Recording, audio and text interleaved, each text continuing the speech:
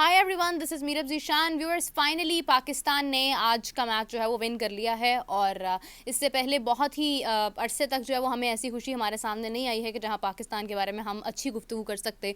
बाबर आजम ने जब से कप्तानी संभाली है, मुश्किल सूरत हाल उसके बाद से पैदा होने लगी। आज ये वक्त है कि बाबर आजम कप्तान नहीं है, हमारा ODI का T20 का कोई कैप्टन नहीं है। शान मसूद को भी कह दिया गया है कि ये उनका लास्ट टेस्ट मैच है।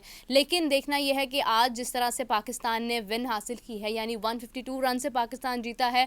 और दूसरी तरफ अगर हम देखते हैं तो हमारे दो ऐसे स्पिनर जिनको हमने बहुत इग्नोर किया, उन्होंने ही जनाब मिलकर जो है वो ये मैच जो है ना उसको जीतने की सतह पर लेकर गए हैं। अगर हम देखते हैं जाहिद महमूद, वो भी स्पिनर थे, उन्होंने भी कुछ नहीं किया। आमिर जमाल फास्ट बॉलर थे, कुछ भी नहीं किया।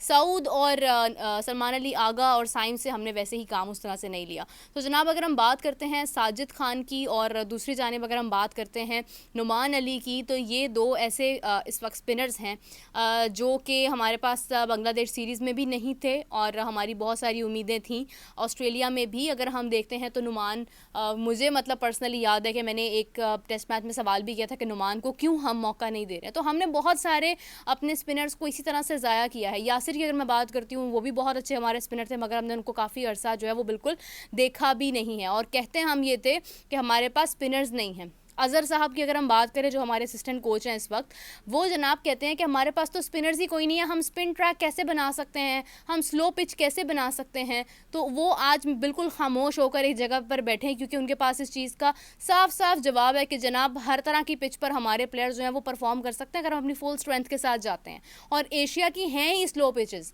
फिर भी आप जो है वो जनाब अपनी ही कवा चला हंस की चाल और अपनी चाल भूल गया, और आप जो है जनाब कोशिश करते हैं कि आप इंग्लैंड की बना दें, उस तरह की पिचेस बना दें, आप ऑस्ट्रेलिया की तर्ज की पिचेस बना दें, और फिर आपके साथ जो है वो खेला आपसे जाता नहीं है।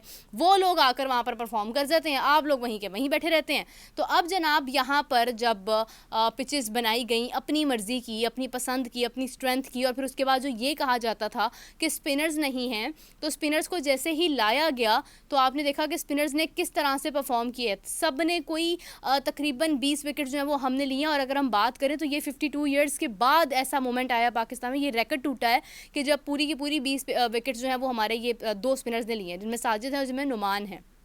यानी तकरीबन 11 विकेट्स जो हैं वो नुमान ने हासिल की हैं और 9 विकेट्स जो हैं वो साजिद ने हासिल की हैं। साजिद ने तकरीबन पहली इनिंग्स में 7 विकेट्स हासिल की, जहां पर नुमान ने 3, और उसके बाद दूसरी इनिंग्स में साजिद ने 2 विकेट्स हासिल की और नुमान ने 8 विकेट्स हासिल की। सो इससे ये महसूस होता है कि किस तरह से आपके स्पिनर जो हैं उन्होंने कम बैक किया, बल्कि उनको तो मौका ही अब मिला, लेकिन आपकी जो एक स्पिन जो आप कहते थे कि हमारे पास नहीं है, वो एक बैरियर आपका ख़त्म हुआ है। मतलब आपके पास स्पिनर्स अगर आप बात करते रहे तो आपके पास कौन था, हमें तो कोई नज़र नहीं आता था आज तक। एक साइम था, साइम से भी स्पिन नहीं होता था ठीक से। अगर हम बात करें शादाब की, तो शादाब की स्पिन जो है वो तो वैसे ही चीख चीख के बोलती है कि मुझसे स्पिन ना करवाओ।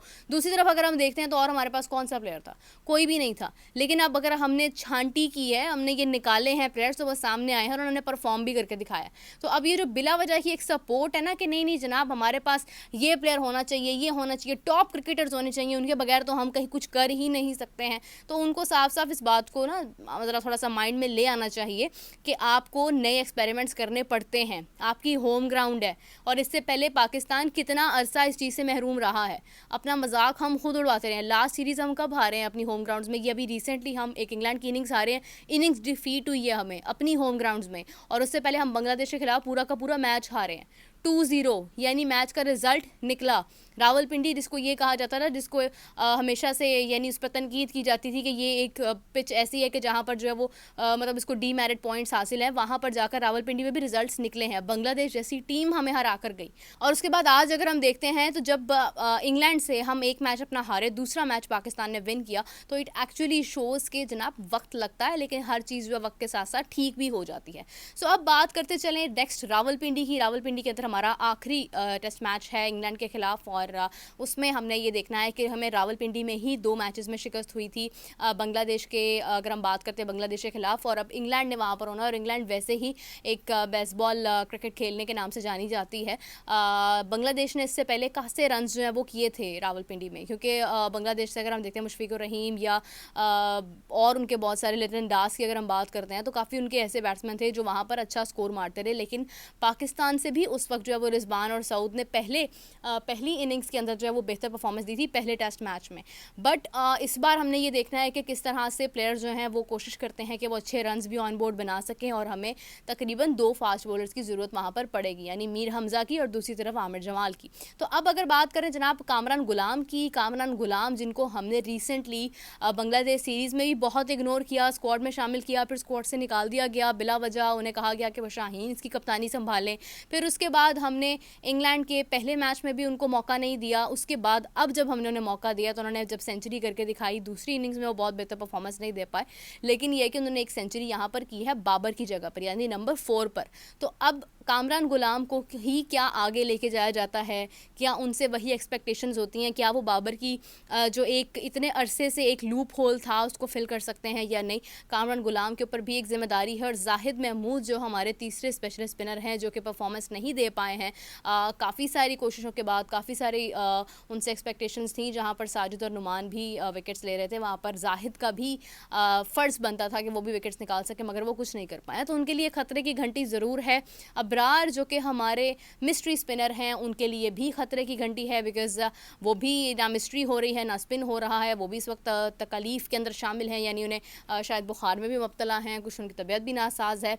तीसरी जानिब अगर हम देखते हैं जनाब हमारे बाबर आजम जो हमारे टॉप बैट्समैन हैं, जो कि सबसे ज़्यादा रन्स हैं, उनके रिकॉर्ड्स तोड़े हुए हैं उन्होंने, वो भी इस वक्त स्क्वाड में शामिल नहीं हैं, और ख़ासी कोशिश कर रहे हैं। वो जिम ज्वाइन किया है, बहुत सारी मेहनत कर रहे हैं अब ख़ुद पर, और काफ़ी काम कर रहे हैं। तो उनके कमबैक के लिए भी हमें इंतज़ार रहेगा, और बिला वजह की जो सपोर्ट है वो मैंने तो कभी की नहीं है।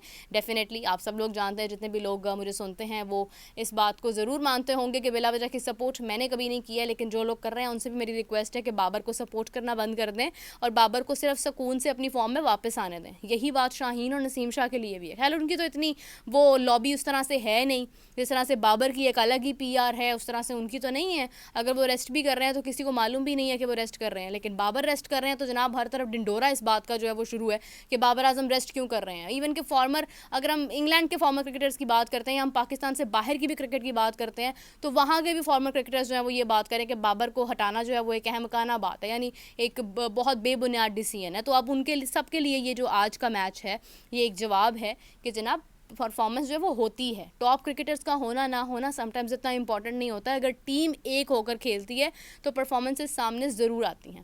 खैर उम्मीद है कि आपको भी आज कहने के लिए कुछ अच्छे अल्फाज ज़रूर मिले होंगे। मैं बहुत खुश हूँ, और हमारे इस वक्त चैनल में भी एक खुशी का समा है, क्योंकि हमें उम्मीद नहीं थी कि पाकिस्तान इस तरह से अपना टेस्ट मैच विन करेगा, लेकिन जितने भी लोग जो क्रिकेट से एसोसिएटेड हैं, जिन्हें क्रिकेट से प्यार है, वो आज बहुत खुश हैं। और इसी के साथ साथ इंडिया न्यूजीलैंड का टेस्ट मैच भी जारी है, जहाँ पर इंडिया ने भी कम बैक करना है, और इंडिया कम बैक कर भी रहा है। ख़ास से ज़्यादा रन्स जो हैं वो इंडिया को इस वक्त मिल चुके हैं न्यूजीलैंड की जानिब से, लेकिन अगर इंडिया अपनी फुल स्ट्रेंथ के साथ खेलता है तो इंडिया इन रन्स को भी मुकम्मल करके अच्छी खासी लीड ले लेगा। एंड आई होप कि एक टेस्ट मैच जो कि हम उम्मीद कर रहे हैं कि जिस तरह से इंडिया ने बांग्लादेश को हराया, इंडिया न्यूजीलैंड को भी अपने मैदानों में हराए, और फिर हम लोग मिलकर इस चीज़ को सेलिब्रेट करेंगे। तब तक के लिए मुझे इजाज़त दीजिए, अपना बहुत सारा ख्याल रखिएगा। Take care.